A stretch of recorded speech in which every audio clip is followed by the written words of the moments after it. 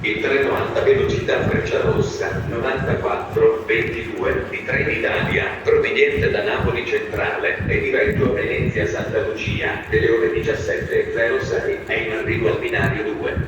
Attenzione! Allontanarsi dalla linea gialla. Ferma A. Venezia Mestre. I livelli executive business sono in testa al treno.